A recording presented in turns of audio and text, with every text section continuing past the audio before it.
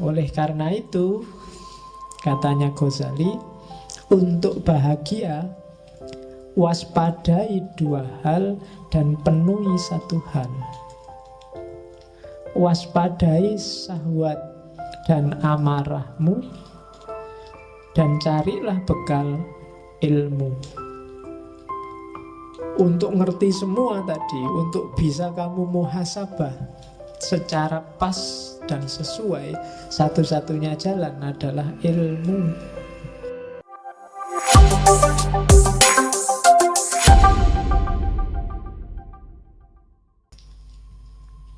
Kamu ngerti yang sedang main ini binatang apa malaikat, harus ngerti ilmu. Kalau enggak, ya kamu enggak bisa muhasabah dengan baik. Nah, ini kan ujungnya sebenarnya sama kayak Plato dan Al-Farabi kemarin. Jalan untuk bahagia itu ya ilmu. Dengan ilmu orang bisa melakukan kebaikan. Setelah dia melakukan kebaikan pasti bahagia. Kalau di Ghazali kan dibalik. Karena kalau orang awam ujuk-ujuk disuruh pakai ilmu mesti males. Wah, kok ilmu belajar ya, baca buku ya, mau males duluan. Tapi diawali dari, kamu pengen hidup enak enggak?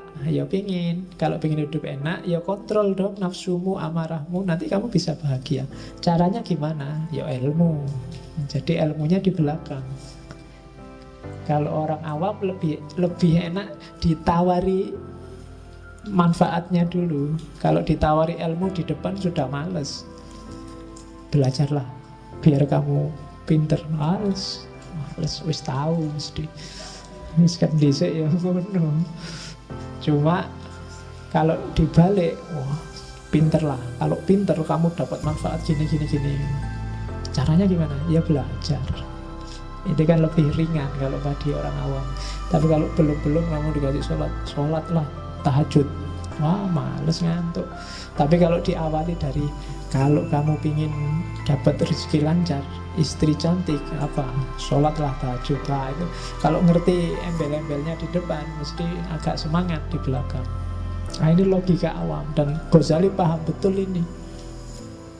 Cara dia memainkan cara berpikirnya orang awam. Oke, jadi jalan kebahagiaan yang sejati katanya Ghazali, ya, kuasai amarah dan syahwat, jalannya pakai kekuasaan ilmu. Dan puncaknya ilmu itu ma'rifatullah, kenal Allah. Kalau sudah ilmunya sudah nyampe ma'rifatullah, semua pasti akan tertib. Kamu akan menemukan kebahagiaan sejati. Ma'rifatullah itu dicapai tidak semata-mata dengan baca buku atau belajar teorinya. Beda sama ilmu yang lain. Tapi ma'rifatullah itu ketemunya harus dengan laku. Tidak bisa kamu ngerti teori jujur, tapi kamu harus benar-benar jujur. Nggak bisa kamu hanya ngerti teori berbakti pada orang tua, tapi kamu harus berbakti benar pada orang tua. Ma'rifatullah ilmu yang jenis itu. Jadi akan kamu peroleh sendiri kalau kamu dekat sama Allah. Jadi, dan untuk dekat sama Allah harus ada laku tertentu. Dan kalau orang yang sudah makrifat itu biasanya otomatis urusan yang lain semuanya beres. Sebelum semua urusan beres, orang tidak akan nyampe makrifat. Nah, itu jalan kebahagiaan. Jadi kuasai amarah, kuasai syahwat lewat ilmu. Harusnya semakin pinter orang, semakin berkualitas hidupnya, dan semakin dia merasa bahagia. Kalau kamu merasa semakin pinter, wawasanmu semakin banyak, kok hidupmu semakin sumpek, ada yang salah dengan prosedurmu cari ilmu. Silahkan kamu muhasabah sendiri. Pak, saya ngaji filsafat mulai tahun lalu itu perasaan gak berkembang apa-apa itu, Pak. Ya coba dicek lagi deh. Jangan-jangan ada yang salah. Jangan-jangan yang kamu incar dari ngaji ini bukan ilmunya, kopinya mungkin. Iya itu. Oh, jangan-jangan cuma nyari kopi gratis. Jangan-jangan daripada nganggur. Jangan-jangan banyak jangan-jangannya makanya. Maka dicek lagi. Terus ini saya ambil yang bahasa Inggris terjemahannya. Cara untuk menguasai amarah dan nafsu tadi. Kalimatnya Ghazali bagus. Oke, itu saya kasih foto yang itu karena Ghazali Tus itu daerah Persia, dan orang Persia, orang Iran itu biasanya tinggi, besar, gagah, dan brewokan. Ganteng-ganteng, nggak kayak orang Indonesia. Kecil, pesek, terus ngeyelan, cerewet. Orang sana gagah-gagah, kalau ngomong aja mantep. Ya, katanya Ghazali, declare your jihad on certain enemies you cannot see. Katanya Ghazali, deklarasikanlah jihad terhadap 13 musuhmu yang tidak terlihat. Egoisme, arogan, conceit. Egoisme, sombong, angkuh, selfishness, merasa benar sendiri, merasa bagus sendiri, merasa menang sendiri. Greed, tamak, lust, tamak, intolerance, anger, marah, bohong, cheating juga bohong, gossiping, siapa yang senang gosip, slandering. Dan 13 itu, if you can master and destroy them, kalau kamu bisa menguasai dan menaklukkan 13 musuh itu, then will be ready to fight the enemy you can see. Maka kamu akan siap mengalahkan semua musuh yang terlihat. Kalahkan 13 yang tidak terlihat itu. Kalau kamu sudah sukses mengalahkan itu, maka semua musuh yang terlihat akan mudah dikalahkan. Nah, rumusnya itu. Kalau dibaca enak, dirasakan juga mantap, dijalani yang agak susah. Yo jihad, makanya katanya Ghazali, jihad dong, declare yo jihad. Deklarasikan jihad untuk melawan ini. Jihad berat, makanya katanya Nabi, jihad yang lebih berat daripada perang Badar loh. Perang Badar itu kan berat luar biasa. Berapa ratus orang melawan 10 ribuan orang. Sudah berat gitu katanya Nabi, ini cuma jihad kecil. Ada yang lebih besar. Nah, apa? Mengalahkan dirimu sendiri. Dan katanya Ghazali, ya taklukkan 13 itu.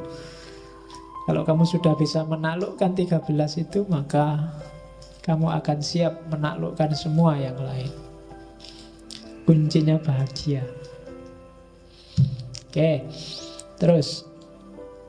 Nah, puncaknya bahagia nanti, katanya Ghazali tadi, ma'rifatullah. Kalau orang sudah ma'rifatullah, kebahagiaan sejatinya justru ketika dia dekat dengan Allah, mencintai Allah. Selama ini sebenarnya pikiranmu masih terjebak materi. Kalau kritiknya Hussein Nasr, itu yang bikin kamu susah mencintai Allah.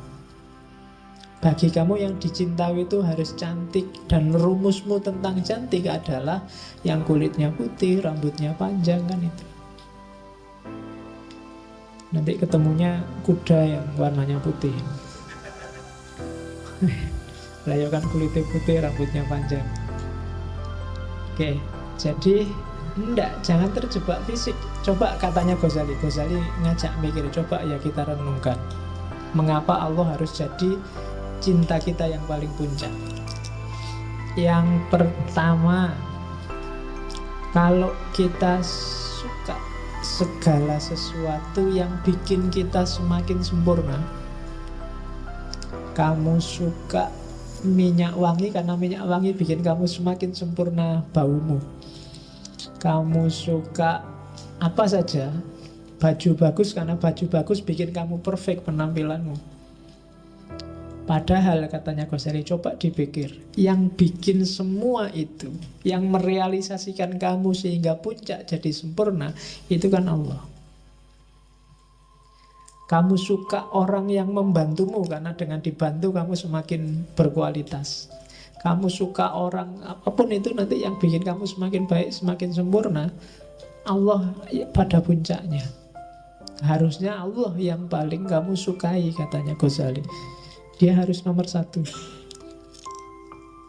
Rumus kedua, kalau kamu suka pada orang, pada temanmu, pada tetanggamu yang sering berbuat baik padamu, suka jemput, suka nganter, suka SMS, suka mention di Facebook, itu kan berbuat baik. Malam-malam aja tanya, sudah tidur apa belum? Ya, tapi hati-hati kalau sama-sama cowoknya, malah ngewatiri. Loh, itu kan berbuat baik. Seneng karena hatimu itu suka kalau ada orang berbuat baik padamu. Dan katanya Ghazali, loh, Allah itu justru kebaikannya puncak padamu. Semua dikasih padamu.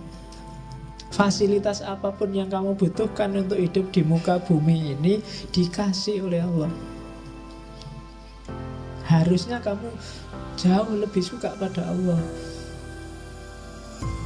Yang ketiga, katanya, kalau kamu suka pada orang baik, orang dermawan, kalau tadi kan untuk dirimu, untuk orang lain, kamu suka kan lihat orang, wah bagus ya Jokowi itu nolong orang miskin, wah bagus sekali, orang baik di mana-mana kan bikin kamu suka. Harusnya juga puncaknya juga Allah.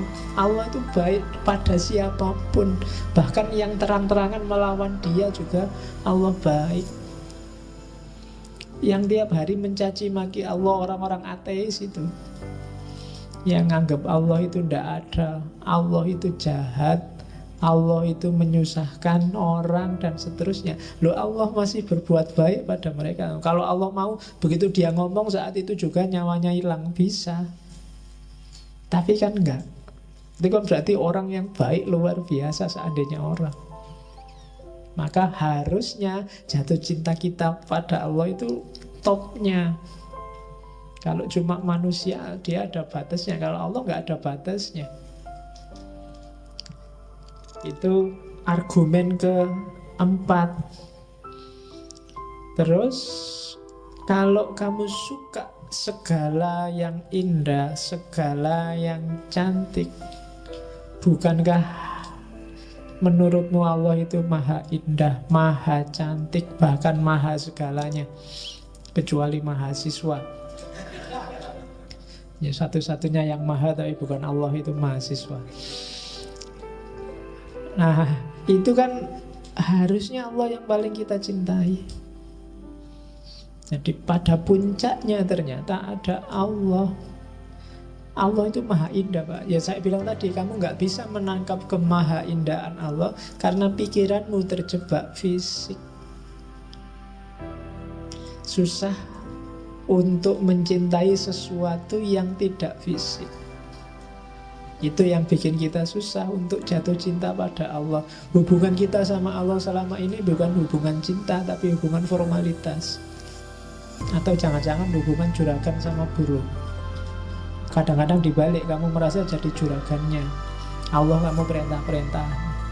Ya Allah, mbok IP 4, masa nggak bisa 4 aja?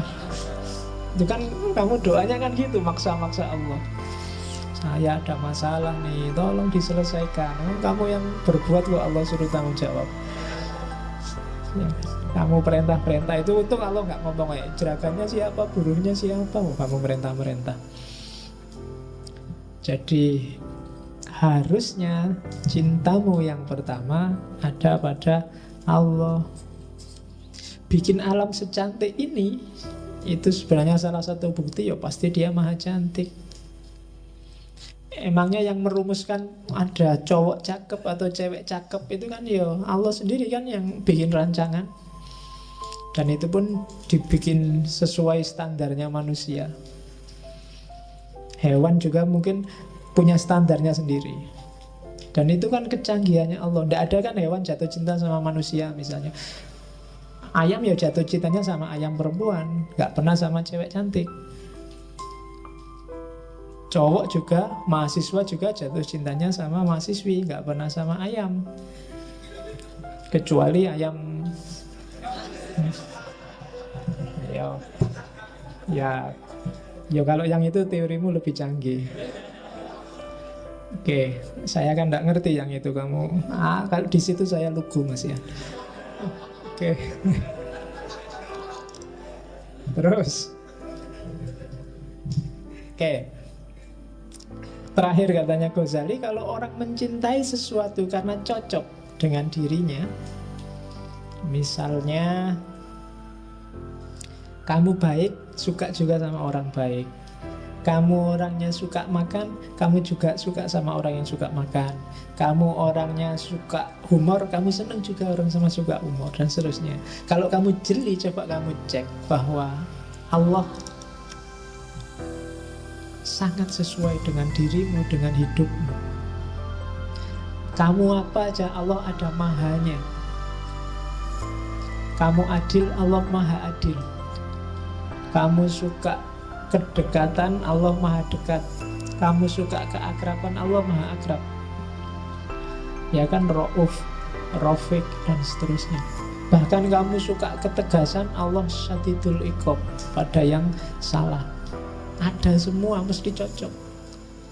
Makanya para sufi selalu nyuruh kita takholak bi ahlakillah, tirulah karakternya Allah.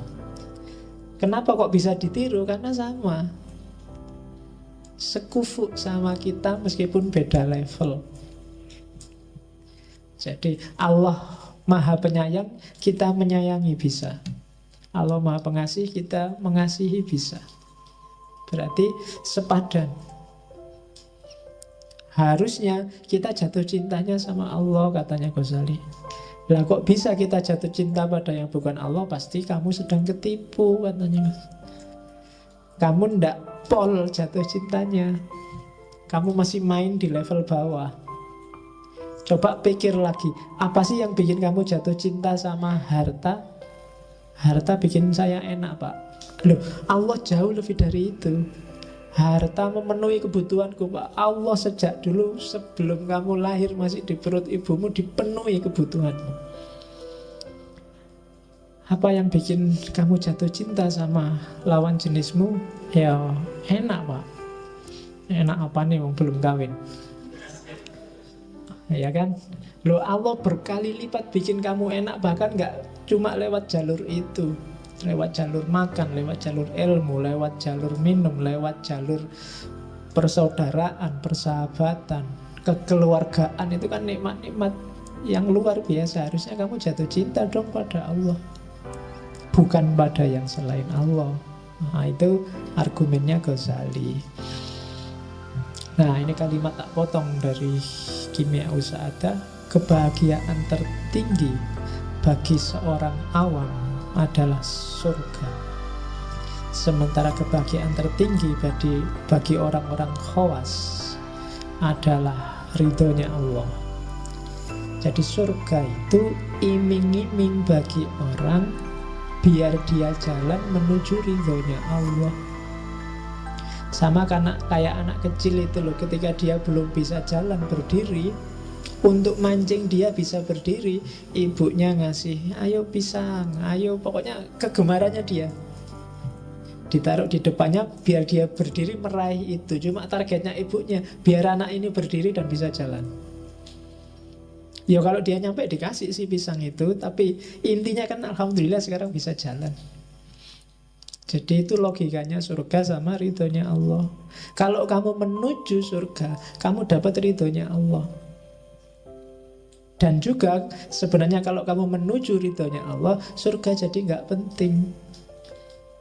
Kalau kamu sudah jalan seperti maunya ibumu tadi, pisangnya nggak penting lagi. Jadi ya dulu mungkin orang apa-apa kan serba matematis, sama Allah juga dagang. Kalau gini untungnya apa, kalau gitu untungnya apa. Sementara mikir abstrak agak susah. Maka ditawarilah dengan jannah, dengan surga yang ilustrasinya sangat fisik. Ya sesuai jangkauan pikiran masyarakat zaman itu, bahwa di surga besok ada kolam susu, kolam madu, ada bidadari, ada, itu kan fisikal. Tapi puncaknya adalah sebenarnya keridhaan Allah. Apa enggak boleh Pak saya mimpi ke surga? Boleh. jalanmu menuju surga adalah jalan yang sama sebenarnya menuju keridhaan Allah. Cuma kalau terminal akhirmu surga dan kamu berhenti di situ, matok di situ, mungkin kamu nggak ketemu keridhaan Allah. Akhirnya ibadahnya jadi matematis, disuruh apa-apa dihitung. Kalau saya sholat duha untungnya apa? Wah, rezekimu lancar, oke. Ya kan? Kalau saya sholat tahajud apa? Semua kebutuhanmu dipenuhi, oke. Kan selalu gitu kamu negosiasi. Begitu kamu sholat duha lama, rezeki tidak lancar-lancar, Pak. Jangan-jangan bohong. Ya kan? Karena kamu pertimbangannya matematis, seolah-olah Allah nggak ngasih apa-apa padamu. Karena hitunganmu ya harus kaya dengan sholat duha. Kalau saya sedekah 1.000, nanti dapatnya 70.000, benar kok Pak? Iya, janjinya Allah. Begitu nggak dapat 70.000, wah bohong kan mana? Ya kan? Jadi itu yang manusia awam, katanya Ghazali, mikirnya selalu ke situ. Tapi ya enggak apa-apa, karena itu jalur yang sama kok menuju keridhaan Allah. Kalau memang enggak nyampe ya harus begitu retorikanya. Cuma semua inna lillahi wa inna ilaihi, bukan wa ilal jannah. Semua dari Allah dan akan kembali ke Allah.